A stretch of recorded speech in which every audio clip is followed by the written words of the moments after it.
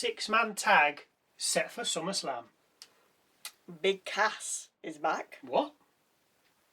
And round 1 goes to Seth.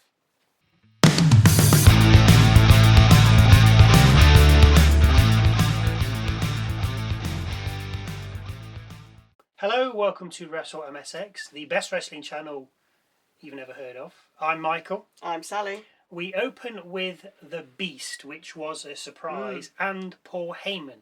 As they make their way down the rampway, Heyman waves a posse of police out, who then stand guard at the bottom of the rampway. Heyman tells us the police are there because of Oba, claiming he's a stalker and dummy as he turned down a title shot. Heyman then tells us he's got a restraining order out, with Oba Femi then coming out. The police get in the ring, as does Oba. Oba then asks what's going on, with Heyman telling him he's in violation of an order given by the court, and then asks the police to do their job. They attempt to arrest Oba, but of course he wrecks them. They're just trying to do their job, Oba. Come on. Oba then gets on the mic and tells Heyman he may have given up a title shot, but he would have cost him anyway. The ruler finishes by saying, come SummerSlam, no more games, no more BS, no more running from Oba Femi. Cole then tells us that over the next few weeks, in the build-up to Rollins versus Reigns, WWE are going to present a multi-part series telling us about their rivalry. Yay. Part 1 is about the Shield, with us then watching various clips of the Shield. It's only it's like 30 seconds, if that. After the clips, we find out that Reigns will be at Saturday night's main event. Perhaps they need the figures. I mean, Must there's do, literally no point in him being there. No. So, first up, the Queen of the Ring winner, IYO SKY, no crown, versus Roxanne Perez. And just for the record, Oba did not have his crown either. Poor show. Perez with the rest of the Judgment Day women, of course. Perez is on the wrong end of things to begin with, but just as we break, Morgan's able to hold Sky on the apron, allowing Perez to attack her and then gain control. Perez then looks for the springboard moonsault, but Sky gets her knees up. It's all Sky then, with missile drop kick taking down Perez, followed by a missed bullet train. This aggravates Sky's injured knee, with Perez then working it over. After a little more back and forth, Sky goes high, with Morgan and Rodriguez both trying to stop her, but to no avail as she fights both off. Back on the mat, Perez goes for a roll-up from behind, but Sky rolls through and picks up the victory. So you think she'll be fighting Rodriguez next week? Yeah. No, there's literally no point. After the match, Morgan tries to jump Sky, but Sky sees her off. What she doesn't see off is the attack from Rodriguez and Perez. It doesn't last long though, as Sol Ruka heads out for the save. Well, part of a save, as when Ruka jumps out at Rodriguez, Rodriguez catches her and smashes her into the ring post. Back in the ring, Morgan oblivions Sky and then hits her with the championship. Actually, changed my mind. She won't fight Rodriguez. It'll be a tag match. Yeah, I was just going to say that. Week. Perez, Rodriguez, Ruka, Sky. Yeah. Because they have no idea what to do with Sky. No. No idea. And if she's, I'll say, if she's not in a championship match, they do not know what to do with her. And I'm going to put my teeth in. Whatever he we'll just be said. right back after this. We then recap what happened on SmackDown between Jimmy Uso, Royce Keys, Solo Sikoa and Jacob Fatu. Then jump back into the ring and watch the Vision head out. Paul tells us they couldn't have become new tag champs without their newest member, Maxxine. Confirmed. And he didn't say Dupri, he just said Maxxine. Just said Maxxine. With Dupri... She's a baddie, so she only gets one name. Absolutely fair. With Dupri then taking the mic. Before she speaks though, Otis and Tozawa head out.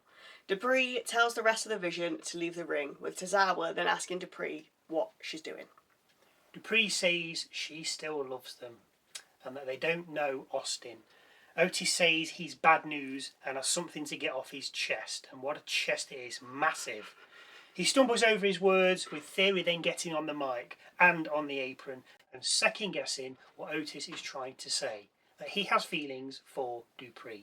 Theory goes on to say that people like him don't get people like her, saying she's with him now, and warns him to keep his fat, disgusting, nasty, crusty. Of course he doesn't finish, as Otis snaps and brings Theory into the ring for a beatdown.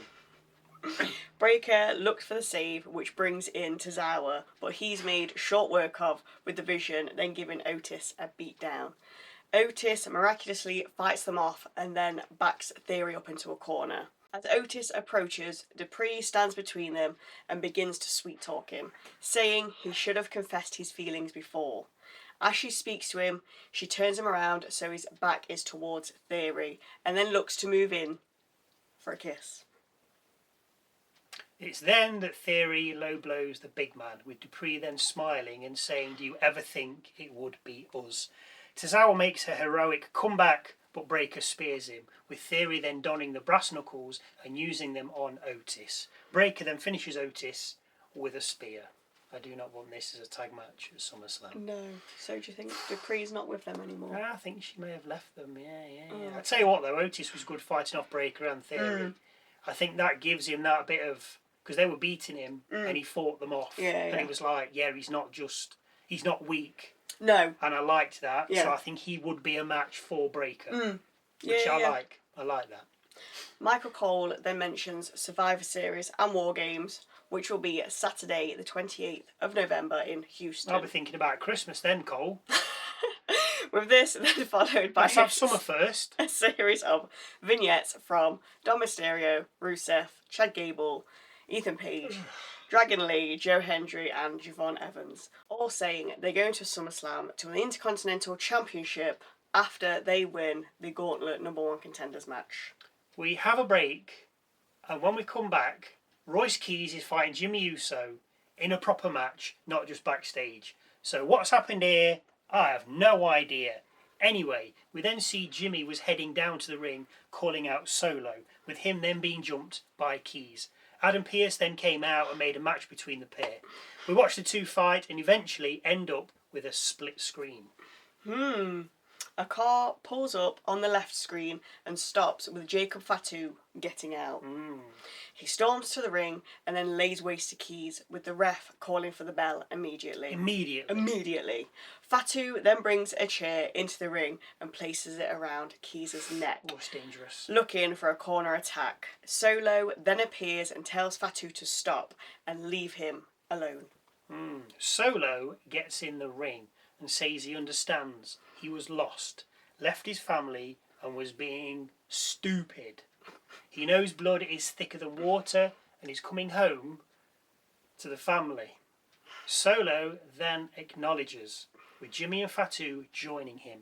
Solo then surprise attacks Jimmy by spiking him before attacking Fatu. Fatu bests Solo, but Keys then takes out Fatu, with Jimmy then super kicking Keys and Fatu putting the Tongan death grip on Solo. That didn't last long. No. LA Knight's music then hits, with the megastar heading out with a chair. Fatu no-sells the first chair shot, but not the follow-up ones, as Knight drives Fatu and Jimmy from the ring. He then grabs the mic and tells the pair, plus Jay, he needs them in the ring because he's done with the bloodline. He realises he doesn't have to do it by himself. Oh, good. And then proposes a match between the six of them at SummerSlam, which we basically said. Did we? Kind of. I don't think we said Keys, did we? Maybe not we Keys. Definitely said I think we Solo all said of and a Knight. tag. Yeah. I mean, it's not official yet because it's not been made official by either Pierce or Aldis. It's official. Oh, there you go. I've Anyway, made it official. It's official. backstage, Paul Heyman congratulates the Vision on how they dealt with Alpha Academy earlier, adding that Maxxine was so magnificent tonight. What the hell do you need me for? Before heading off. So for me, that is Heyman's exit ramp or off ramp, if you will, from the Vision. So I think he's saying that he's out. Yeah, the thing is though, when Brock loses at SummerSlam to Oba, because if he wins, he'll be absolute outrage. Oh my God. I'm retiring, but I'm coming back to beat Oba. Then I'm going to retire again. Brilliant. What's Heyman going to do then when Brock goes? He'll retire. Try and come back to the Vision. He's going to retire. Yeah, they'll both go. Oh, okay. Fine. Hand in hand, Fair skipping enough. up the rampway. Off into the sunset. That's it. Lovely. We then see Adam Pearce tell Oba Femi the restraining order and police officers from earlier were all fake. Oh, thank goodness for that. He could have been gone to prison. We want to have a SummerSlam match. And the Heyman was bluffing. So, Oh. Oba says he knew. Of course he did. And tells Pearce they were afraid, adding, "If you thought what I did to Brock at WrestleMania was bad, wait till you see what I do to him in Hell in a Cell." Nice. Bayley's in the ring next, and she calls out Lyra Valkyria, who answers and looks like an extra from a zombie apocalypse movie.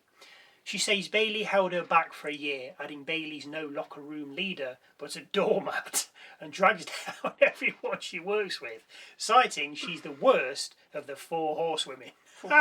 Bayley then lists her accomplishments: Grand Slam champion, Royal Rumble winner, and then informs us she'll see Lyra at Saturday night's main event. Yay. Bayley goes to leave, but Lyra jumps her and gives her a beating. She does. We get chapter 2 of... Yes, put your teeth in. I know, right. We get chapter 2 of Seth versus Roman, with this chapter covering the breakup of the Shield. There's no great detail in these chapters. They're just about 30 seconds. Yeah, nothing clips. massive. I'm expecting like a big 5-minute video package. when they love that. Yeah, when they do like the big because for some cinematic reason, ones. Because Raw was on for 2 hours 40 odd minutes. Like when I'm like, why is it on for this long? What's going on? So I'm expecting when they said that we were going to have these little chapters, they were going to be like at 5 minutes long. Minutes. It's literally 30 seconds, and there was only 3 matches in the whole. I know. I mean, I know. And they still got it match for 2 hours 40. Yeah. Less is more. Come on. Anyway, after this, we get a short vignette of Big Cass. Well, we think we don't think really. It is him. There's nobody else. Whether he's keeping that name, we have no idea. At the end of the vignette, it said 8-3, so we're assuming that from that he'll be appearing on the Raw after SummerSlam. Again, very WrestleMania-esque, would you say? With returns on the following Monday. Yeah. So that's obviously that's what they want to do. Trying to incorporate. And one thing that I've thought of, they're not going to have WrestleMania in America next year. Okay. So maybe that's why they're making this one this SummerSlam that bit bigger. No, I don't think. No, it won't just be this SummerSlam. I think every SummerSlam from now on will be 2 nights, and they'll probably have returns on the Monday to make it like a WrestleMania. Because for some reason they can't wait for yearly, an annual WrestleMania type thing. They have to have 2. A biannual, yeah. When you don't need it. Anyway, up next, actual wrestling. The last match of the night and main event of the evening. All in one there, triple threat. The No.1 Contender's Gauntlet Match for the Intercontinental title. Mysterio and Hendry are the first 2 up. McDonough with Dom, of course. And to cut a long story short, Dom lands a 619 and Frog Splash to put away Hendry, with Evans coming out next. JD distracts Evans, with Dom then landing another 619 and going up for another Frog Splash. But as he does, out comes Danhausen. He's not even in this match. The little goblin curses Dom, but the firework goes off on the wrong turnbuckle. I think it was meant to, with JD then heading up the rampway towards him. Back in the ring, Evan lands an OG cutter and covers Dom, eliminating him from the match. Out next is Dragon Lee, who passes a downed JD just before the OG cutter was hit. We saw Danhausen point a t-shirt gun at McDonough, so can only assume it was fired at him. These 2 fight on the outside, with Evans hip-tossing Lee over timekeepers and then diving over the barrier at him and landing in the crowd. When we get back in the ring, a Tornado DDT nets Lee 2, with Evans then countering Lee and rolling him up for 3. As Lee heads out the ring, Rusev jumps Evans and then dominates. That is until he powers out of an accolade and looks for an OG cutter. Rusev swats him away and applies the accolade again, with the results more favourable to the Bulgarian this time, as Evans passes out. Chad Gable comes out next, and after multiple suplexes, goes high only for Rusev to catch him, plant him, and cover for 2. After more back and forth, Gable manages a victory roll on Rusev to get the 1-2-3. Rusev then places Gable in the accolade again as the last competitor heads out. Ethan Page. Oof. Hold on to your hats. Paige lands multiple strikes to Gable, looking for a quick victory, and then gets 2 off a confidence breaker. An angle slam nets Gable 2, with Chad then picking up the victory via an ankle lock. After the match, Penta heads out, with he and Gable shaking hands. And I think Gable's going to win this. You reckon? Yeah, because he's from Minnesota. Then, yeah. He's not had it. No. And I think he deserves one. Whether he does or not, yeah. So when we do predictions for SummerSlam, don't copy me. Don't copy me.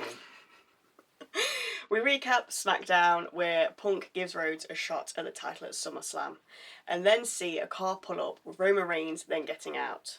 After advertising Saturday night's main event, we find Adam Pearce in the ring, where he invites out Reigns to sign the contract for his match with Seth Rollins. After asking for acknowledgement, Seth heads out, and after 20 minutes of entrances, we get to the crux of the matter. It wasn't 20 minutes, but it felt like it. Felt like it. Seth signs straight away, which makes a change. I know, yeah. And tells Reigns he always beats him. He asks Reigns to sign, but Reigns has a story to tell. Of course he does. Just sign it. Just sign the contract, mate. We don't need a story. We've had little vignettes all night of what's happened. We don't need this. Reigns says Seth's the #1 tribal chief hater. And at SummerSlam, he's going to show him the difference between the two and will show him what #1 looks like. Reigns then signs the contract with Seth thanking him for keeping his title warm. Seth then tells Reigns he'll see him next time he wants to show up for work and exits the ring. Reigns then says what happens if you do win. You're going to carry the title for a few months and then get hurt again, adding that happens every single time. Some would say it's self-sabotage, as he can't handle the weight and pressure of being the top guy.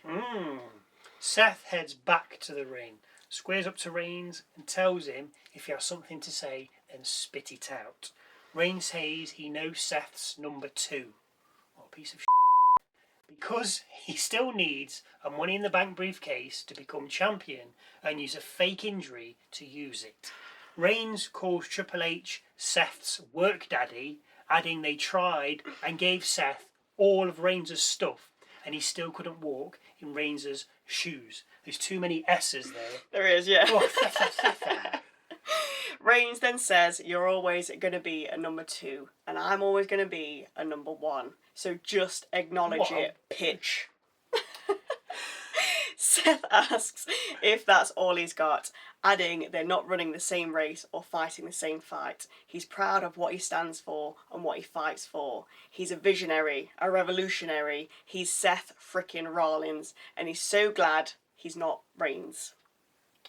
Yes. Seth then launches an attack and calls Reigns a piece of shit during the onslaught. Seth looks for the stomp but gets downed by a Superman punch. Reigns then looks to powerbomb Seth through the table, but Seth counters into a pedigree and then stomps the OTC. Raw goes off the air with Seth looking down at a beaten Reigns. So 1-0 to Seth. So next week when they meet up, Reigns will beat Seth. Yeah. And then the week after... he probably won't show up. Yeah, they will. It'll be the Raw before SummerSlam, maybe not next week. No, It's going to be a Saturday night's main event for some reason as well. Because I think it's a basketball player. I'm not really bothered, to be honest with you. I think they'll meet next week. Reigns needs to get one up on Seth. Yep. And the week after, they'll just usually like equal. Just a little chat, nothing will happen. And then, obviously, it's on to SummerSlam, and we don't know what's going to happen. To wait and see. So anyway, forget that. Knife and Michael's moment of the night. This could be a match, a line, a look, a promo, something funny, interesting, quirky, different, just something that catches my eye. Obviously, it has to wait until the end, because if I do it halfway through and it's something that happens at the end, it's kind of a spoiler. So, Michael's moment of the night is Solo turning on Jimmy and Fatu. It did con me into thinking he joined. I thought, the thing is, they've mentioned Survivor Series. So I'm thinking, I know. You know what? Solo's like, I may as well I may as well join the boys, get the fam back together. I was just waiting for him to spike one of them. Acknowledges, and then boom, he spikes Jimmy. Has a go at Fatu, but obviously he was wearing... he got beat, didn't he? Well, LA Knight came in at the end and saved the day. But I did think it was lining up for, here we go, we've advertised Survivor Series. Yeah. We've got a bloodline again against LA Knight, Royce Keys, and anybody else he can wrangle. Yeah. Cody Who else is Rhodes, about? probably. Who's not Who's busy? not doing anything? Damien Priest, come on, board. Oh, Truth, Yeah. come on. You've not been in one. I don't know if he has or not. But yeah, I thought that was, so it was a good surprise. I like that. It was like, oh, okay. Oh, see, I was just waiting for him to. Fair enough. Yeah. I thought he'd been attack. like, yeah, you know what? I'm coming on And then, board then now. I was like, oh, like he was holding it for a bit, and I was like, oh, maybe he does. Oh, okay, no, just do it. So he got you as well. Only for a sec, so I'm like, oh, he's going to attack one of them. It'll be like. Whether it was for But I thought it'd be quicker. whether it was for 100th of a second or an hour, he still had you as well. So Yeah. good on you, Solo. You've done us there. You've done us. Good lad. Now, if you have your own thoughts or views that you would like to share, then please do, and leave them in the comment section Please do. just down below. Also, don't forget to go and check out our Musings video, where we talk more about what's happened this week in WWE, with a new one dropping every Time Alfie Inga Haaland starts crying about the referee from the England-Norway game. Enjoy your row back to Norway. Maybe not that often, but every Wednesday. Thank you again for watching. Don't forget to like, subscribe, and join our Patreon. We don't have one. Because we don't want money from you. And we'll see you Wednesday for a look at this past week in WWE. Yes. Yes. That one. Saturday when we take a look at SmackDown, and Sunday for Saturday night's main event. Or on Thursday for Saturday night's main event predictions. And one last thing for me. Come on, England!